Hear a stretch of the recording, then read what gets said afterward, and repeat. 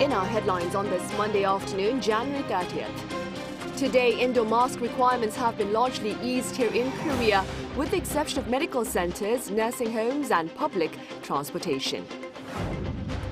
The head of NATO and the head of the Pentagon are here in Seoul on separate trips aimed at strengthening security ties with the Yoon administration. Korea's car exports soared over 16% on year in 2022 to hit a fresh high driven by the popularity of eco-friendly compact vehicles in the global arena. Today, Korea bids farewell to indoor mask requirements at most venues, including places of work, learning and leisure. The exceptions are healthcare facilities and public modes of transport. Now, the latest measure comes as authorities report their lowest daily COVID-19 tally in 7 months on this Monday. A total of 7,416 new infections have been recorded. The tally is down by over 1,800 from last Monday. Meanwhile, health authorities add the number of critical cases also appears to be stabilizing. Up next, our Shin Se-byuk walks us through the details of the eased indoor mask requirements here in the country, including the exceptions that I mentioned earlier. Do take a listen. Starting January 30th, people in South Korea will no longer have to wear masks indoors. This marks the end of the 3-year-long mandate. However, mask wearing will still be required at high-risk facilities. The first is public transportation, including taxis and flights. But people don't have to wear masks when standing on the platforms, inside bus and train stations, and at airports. Medical and care facilities are also deemed high risk, meaning masks are a must. But when people are in their own private rooms alone or with caregivers or people who they share the room with, it is not necessary. Though not required in these situations, it's highly recommended for people to wear masks. Those in high-risk groups and those in the 3 Cs, spaces that are closed, crowded, or involve close contact, are still highly recommended to wear masks indoors. Also, those with respiratory problems are highly advised to wear a mask. People who have had close contact with someone who tested positive for COVID-19 are also recommended to wear a mask for at least 2 weeks from the date of contact. Places where people tend to chant, sing, or talk a lot are other examples where masks are encouraged.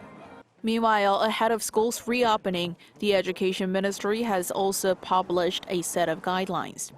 The rule of thumb is students don't have to wear masks in schools or at academies. But they will when on the bus to school, their academies, or field trips.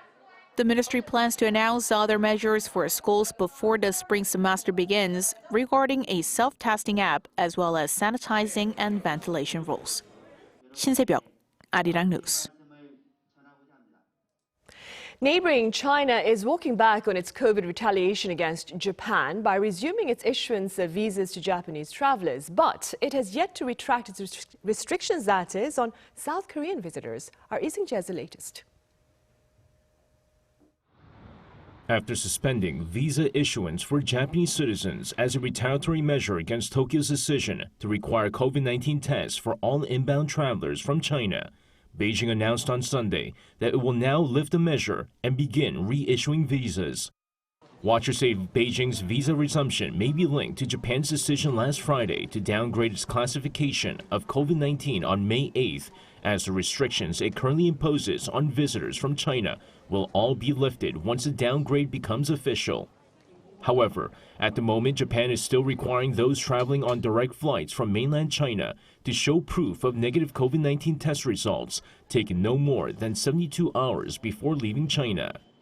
Despite the turnaround for Japanese citizens, China has yet to make the same decision for South Koreans. In response to the retaliatory measures, South Korea's foreign ministry says it's continuing to hold discussions with China to try to remove visa restrictions for South Korean citizens. It stressed that measures put in place for travelers from China are by no means politically motivated and that all measures were put in place in keeping with scientific standards.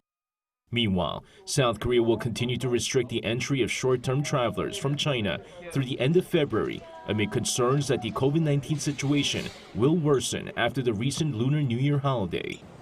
According to the KDCA, around 10% of the 6,900 short-term travelers from China who arrived in the country from January 2nd to January 26th tested positive after being tested at the airport.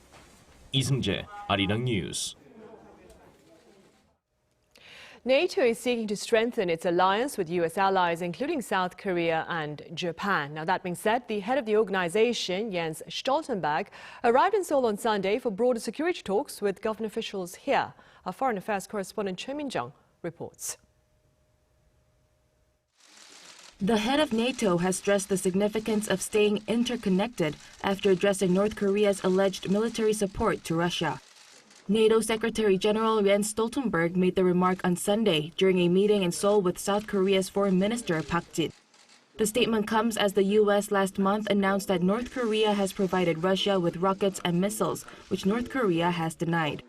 Stoltenberg said that it's even more important that countries that believe in freedom and democracy and a rules-based international order stand together in a more unpredictable world. Seoul's foreign minister couldn't agree more. And given today's unprecedented global challenges, we believe that solidarity among countries that share values of freedom, democracy, and rule of law is more important than ever. Also discussed were concerns over North Korea's missile test and nuclear program. Park thanked NATO for its continued support for South Korea in the country's efforts to address provocations by the regime. Amid such emerging threats to security, Stoltenberg said his visit is a strong expression of the great importance NATO attaches to the partnership between South Korea and NATO. Park also expressed his hopes of working more closely with NATO over emerging threats to peace. Stoltenberg is currently in South Korea for 2 days of meetings with top government officials, including a sit-down with the defense minister Monday afternoon before he departs for Japan. Choi Min-jung, Arirang News. Also here in the country, Defense Minister Lee Jong-sop and his U.S. counterpart Lloyd Austin are addressing ways to bolster deterrence against North Korea's military ambitions and their implications on regional security. Our defense correspondent Oh Soo-young has details. America's defense policy for its allies who come under conventional or nuclear attack, known as its extended deterrence policy, will be at the heart of the discussion between Seoul and Washington on Tuesday. As South Korean Defense Minister Lee Jong-sop and his US counterpart Lloyd Austin iron out the details of their joint response to North Korea's increasing provocations, they're expected to add more flesh to the agreement they reached last November. This includes resuming large joint military drills this year, including the massive combined field training full legal exercise, which last took place in 2018. They also discussed holding the Rare Tabletop Exercises, or TTX, which simulate a joint response to emergencies such as nuclear attacks from North Korea. However, as Pyongyang continues to scale up its nuclear capabilities, with speculations that it's ready for a 7th weapons test, Washington's non-nuclear allies, namely Seoul and Tokyo, have been growing increasingly concerned about how to make extended deterrence work. The challenge is to build a credible mechanism that would turn assurances of US nuclear support into action. In particular, the United States should work to share information more closely with South Korea about how US nuclear weapons would be employed in the event of North Korean aggressions. The United States should also listen to and incorporate South Korean concerns and feedback into its planning. While the Rugged Alliance lacks NATO's nuclear planning groups, it should work toward the same sort of consultation and planning that exists in the body. I think it's also important to empower the U.S. forces in South Korea to be ready in a hypothetical scenario in which North Korea could use nuclear weapons. So it means that the United States forces in Korea, USFK, will have capabilities to respond to North Korea's nuclear weapons. And that means that the USFK commander, who is also doubles as the commander for the Combined Forces Command, will have to have important access to important assets as well as weapon systems that the United States military has around the world to bring them together in case of a contingency situation in the Korean Peninsula. The two defense chiefs are also expected to touch on how to deepen their security ties with Japan after the three countries last November agreed to share real-time information on North Korea's missiles. Other agendas on Tuesday could include key bilateral anniversary events for Seoul and Washington as they mark 70 years of their bilateral military alliance this year. 오수영, Arirang News.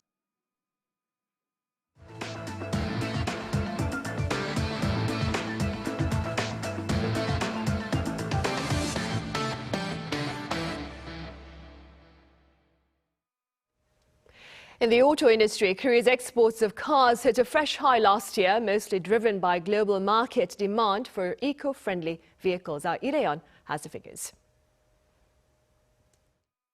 Record high car exports in 2022. South Korea's car exports surpassed $50 billion for the first time last year, despite the U.S. Inflation Reduction Act and conflict in Europe. That's according to data released by the Ministry of Trade, Industry and Energy on Monday. The figure was up 16.4% on year to $54.1 billion, with eco-friendly cars one of the major contributing factors. Exports of these cars were up 38% on year to $16.1 billion in 2022, also hitting an all-time high. In terms of units, 554,000 cars were exported, an increase of over 36% from the previous year. Looking at eco-friendly cars, the export growth of electric vehicles stood out. The total number of EVs exported last year totaled around 224,000, up over 45% on year. 285,000 hybrid cars were exported, the most in the eco-friendly car category. One ministry official said the overseas release of new electric vehicle models and hybrid cars was the main factor. With chip supplies improving in the second half of last year, South Korean auto giants Hyundai Motor and Kia saw a rise in EV car production. The number of cars produced domestically last year was more than 3.7 million, up 8.5% from the previous year. And experts believe the country will become one of the top 5 global car producers in 2022. Domestic sales, on the other hand, dropped 2.4% on year to about 1.6 million. This is due to delays in delivering cars caused by a chip shortage in the first half quarter of 2022. Meanwhile, car production, domestic sales, and exports last month all grew compared to the same period the year before. December's exports totaled around $5.4 billion, an all-time high for any month. Lee, Arirang News. And staying on the trade front, exports from Korea's free trade zones also hit a record high last year amid a rebound in manufacturing. According to Seoul's Ministry of Trade, Industry and Energy, companies in the free trade zones exported $14.7 billion worth of goods in 2022, up more than 34% on year. Now, Korea currently hosts 13 free trade zones, including the port cities of Ulsan and Masan. Tariffs, taxes, as well as business barriers are lowered in these zones for foreign invested or export companies to allow for productive growth. Meanwhile, over at the Parliament, lawmakers today are poised to vote on whether or not to consider the opposition-led revision to the Grain Management Act.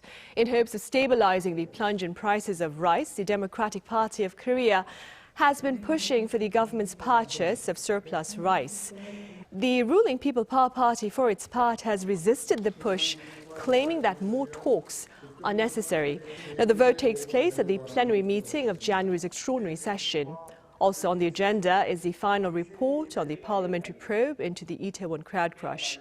The report itself was adopted unilaterally by opposition lawmakers earlier this month after much dispute over the responsibility of Interior Minister Lee Sang-min regarding the Halloween tragedy.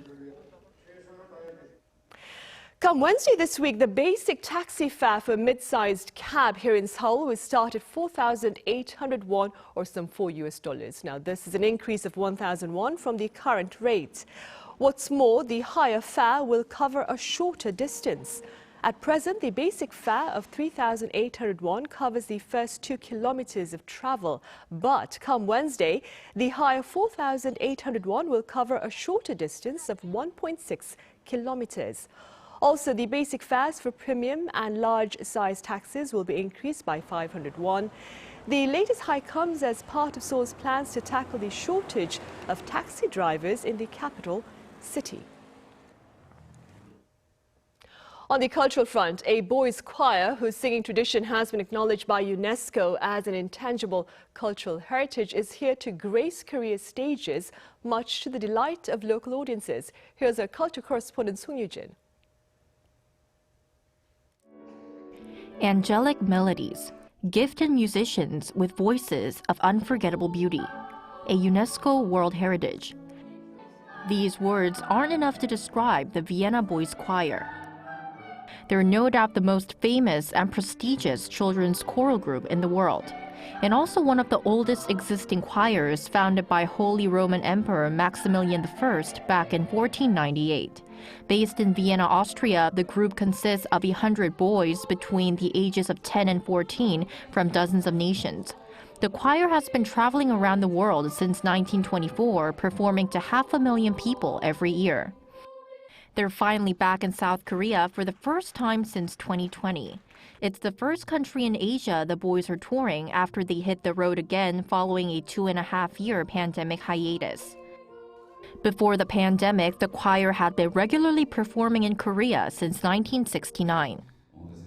This year is especially meaningful as it marks the 525th anniversary of our choir. It's also been a while since we performed in South Korea, so we prepared a lot of Korean songs in our program. I'm not sure if I'll be good at it, but I'm planning to introduce a few songs in Korean. The boys are divided into 4 subgroups when they go on tour, and there is a Korean choir singer among the 23 boys visiting this time, 13-year-old Lee Yeon-woo. I sang children's songs and learned vocal music when I was in Korea. Then my choir teacher suggested that I apply for the Vienna Boys Choir. I sent them a video and got accepted. The boys hope their voices can offer comfort and lift up some spirits as everyone, including themselves, has been struggling with the unprecedented challenges posed by the pandemic. We were so sad that we couldn't tour or perform during the pandemic. We couldn't see the bright, smiling faces of the audience. We're so grateful. It was indeed a tough time for all of us, so we want to convey our joy and excitement to the Korean audience. They'll perform concerts at 5 cities before their last stop, the Seoul Art Center, where they'll hold their New Year's concert on February 4th and 5th. Song Yoo-jin, Arirang News. And Korean soprano Han Ye-won has won the prestigious tenor Vinas contest in Spain. The 24-year-old, a member of the International Opera Studio in Zurich, is taking home the grand title and 3 other special awards from the event's final round last Friday. Han was also granted 25,000 euros, around $27,000 in prize money, as well as a contract to perform at the Great Theatre of the Lyceum in Barcelona.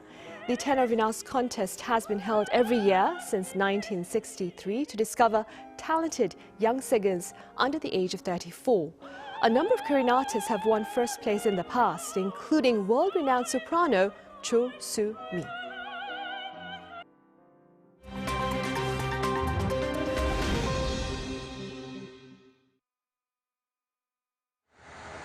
Let's take a look at what's going on in the world now. In Pakistan, at least 51 people have been killed following 2 transport disasters. Both accidents happened on Sunday. In one of them, a bus crashed in Balochistan province, killing at least 41 people, with another 2 in critical condition. According to authorities, the bus was carrying 48 passengers and was headed to Karachi when it plunged off a bridge and caught fire. An investigation into the cause of the accident is underway. Separately, at least 10 children died after a boat capsized in the country's Tanda Lake. 17 people have been rescued, and search operations are underway for those still missing. The vessel was carrying over 24 school children aged between 7 and 15 on a day trip. Looking over to the Czech Republic, where former NATO General Petr Pavel has won the country's presidential election. The 61-year-old beat former Prime Minister Andrej Babis in a runoff poll on Saturday with 58% of the vote. The president-elect ran on a platform of providing more support for Ukraine and deepening relations with the EU and NATO. Pavel will start his new role in March. The presidency is a largely ceremonial role, but still has some influential powers. Pavel is a retired four-star army general who previously served as chairman of the NATO Military Committee and as chief of the General Staff of the Czech Armed Forces. Turning over to the Australian Open, where Novak Djokovic won the tournament for a record 10th time in the men's singles division on Sunday. The Serbian beat Greece's Stefanos Tsitsipas in 3 straight sets. In doing so, Djokovic claimed his 22nd Grand Slam title to match the record set by his Spanish counterpart, Rafael Nadal. The win also means the 35-year-old has reclaimed his spot as the world's top player. Meanwhile, on Saturday, Belarusian player Aryna Sabalenka won her first Australian Open singles title, beating Elena Rybakina of Kazakhstan. Sabalenka's win makes her the first neutral player to win a Grand Slam. Currently, Belarusian and Russian players are banned from representing their countries at ATP and WTA tournaments and must compete as individuals. And finally, the 2023 Freeride World Tour is underway, after kicking off in Baqueira Beret in the Spanish Pyrenees over the weekend. The tour starts in January and ends in April and sees the world's best snowboarders and skiers go off-piste to tackle tough slopes across Spain, Andorra, Canada, Austria and Switzerland.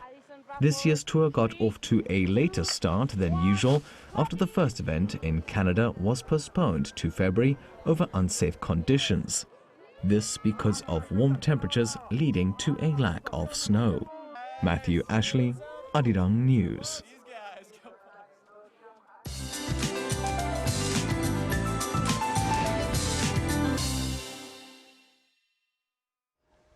Good afternoon. Some pleasant winter weather we are having to start off the new week, with daily highs also hovering around the norms across Korea under sunny skies with decent air quality in most parts of the country. Meanwhile, the East Coast regions are under dry weather alerts. Busan is under a dry weather warning with the humidity level going down to as low as 20% during the day, so precautions against fires are a must. Daily highs are similar to slightly lower than yesterday's whole single high of 3 degrees, Busan topping out at 7 degrees. So hopefully the sidewalks are clear of leftover snow and ice today. Parts of Gyeonggi-do and Gangwon-do provinces could see a sporadic mix of rain and snow tomorrow afternoon into Wednesday dawn, while the temperatures stay above norms through the first half of the week. Well, there should not be a major cold snap this week, with this Saturday marking Ipchun, the beginning of spring on the seasonal calendar. With that in mind, here's a look at the weather conditions in the world.